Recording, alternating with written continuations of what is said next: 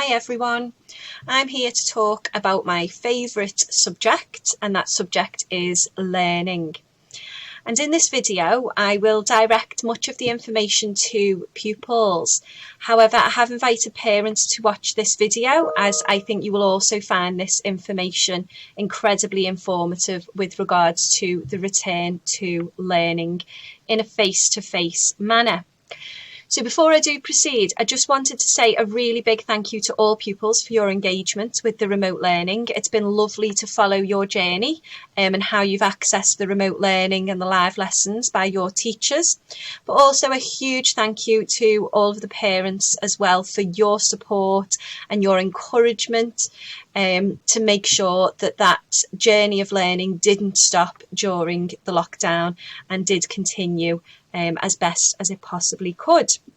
But we are very excited to return back to face-to-face learning.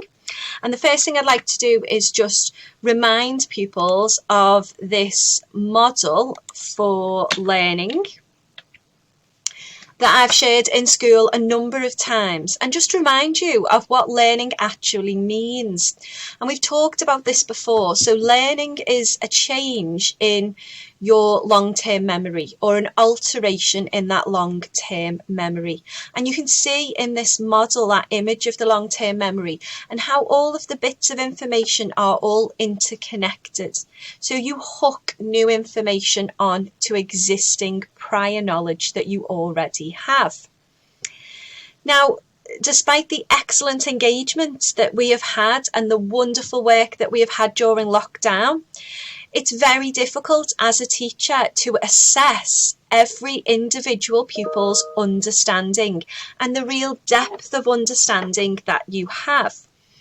And so that is our primary focus when you return back to face-to-face lessons. We need to establish how secure your learning has been during that remote period. So why is that important to us?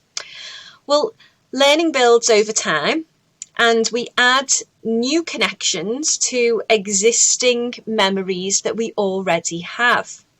If you don't have secure foundations, then what will happen is the new learning will then be weak. And potentially, just like this Jenga game, this could mirror what might happen if you come back into school and we carry on with the learning without stopping to check what you actually already understand. And that's not what we want learning to be represented by. We don't want learning to look like a Jenga game that is completely falling apart. So, when you return to face-to-face lessons, there will be 3 phases to really support your learning. Over the first 2 weeks, as teachers, we will focus on diagnostic assessment. And basically what that means is we will use lots of different methods to find out how secure your learning is. So it might be mini whiteboards, it might be quizzes, it might be little practice exam questions. It doesn't mean you're going to be sat in an exam hall sitting lots of exams. It means there's going to be lots of questioning in lots of different ways to really find out the strength of your understanding and development during lockdown. The second phase is to secure the learning. So when we find out where there are areas that maybe are a little weaker, particularly focusing on the vocabulary that was covered during the remote learning, we will reteach that and we will help you and make sure that everybody has a secure understanding of the vocabulary that is being covered during lockdown. And then moving the learning forward.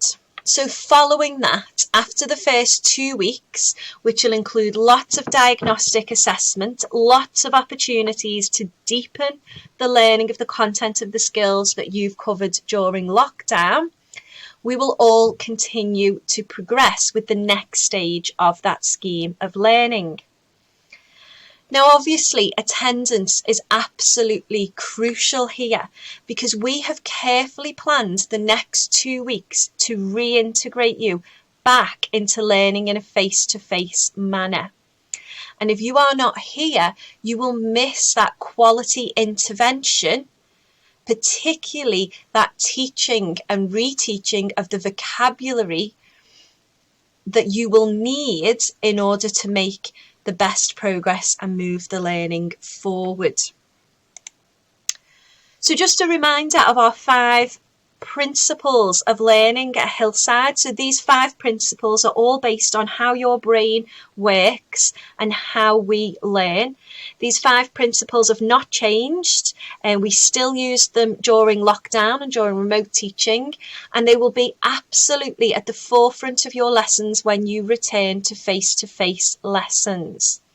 So I'm just going to remind you of those now. Having that regular feedback, lots of retrieval, practicing recall, teachers being really clear on what it is you are learning, a word-rich environment. We will have a real focus on reading as often and as widely as we can during lessons and form times, and regular checking of your understanding.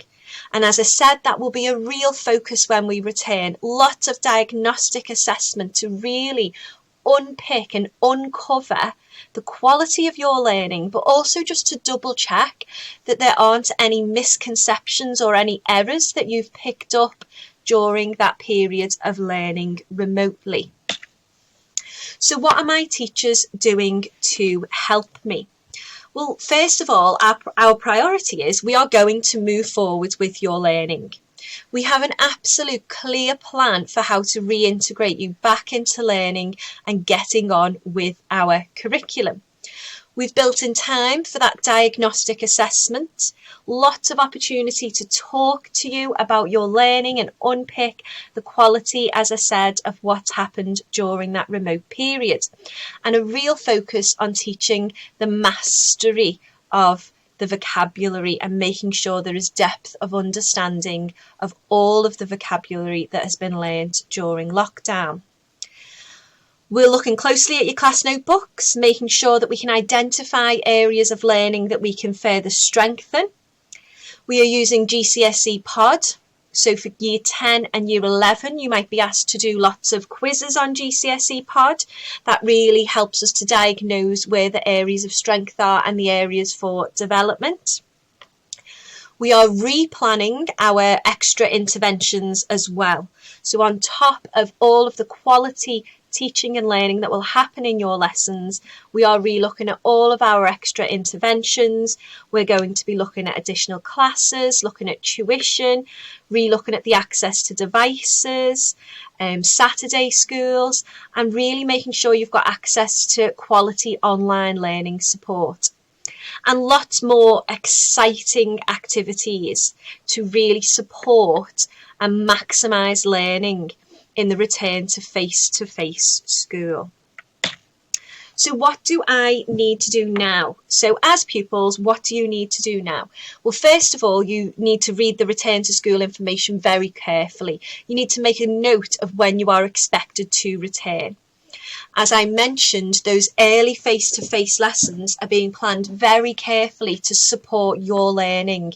You really do not want to miss any of those face-to-face lessons, and make sure you know when you are expected to return. Continue in the meantime to engage with all of your remote learning. From the 8th of March, so from next week, the school day will return back to normal. So we'll be back to the normal school day that you knew in September. So back to split lunches and split breaks.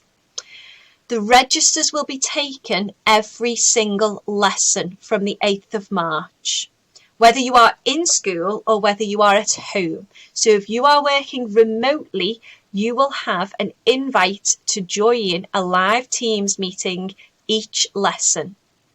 You will have your register, and then your teacher will talk you through an assignment or a task that you need to complete if you are still working remotely. And the final two I just wanted to identify, which are two real kind of areas that you can work on in the meantime in preparation for returning to face-to-face lessons. And that is, firstly, practice your handwriting. So it might have been a long time since you've written at length. Have a go at completing some tasks, even if it's a revision poster, or you want to write a letter, or anything, any writing. Just write, practice writing. It takes a long time to build those muscles up and build that strength and stamina up again. And for some of you, you might not have been writing a lot for long periods of time. So it would really help your learning if you can just write as often as you can. And finally, my other big piece of advice is read widely and as often as possible. So if that is something that you think you've neglected a little bit during lockdown, please start now. So when this video finishes, make a plan. Reading really is power when it comes to learning. And the more you read, the more successful you will be on your learning journey. So I cannot stress enough. Reading anything, a variety, fiction, non-fiction, newspapers, articles, really just getting involved in reading as widely and as often as possible will really help you in returning to face-to-face lessons. So I cannot wait to see, feel and hear the buzz of learning back in our school building, and I look forward to seeing you all soon. Take care.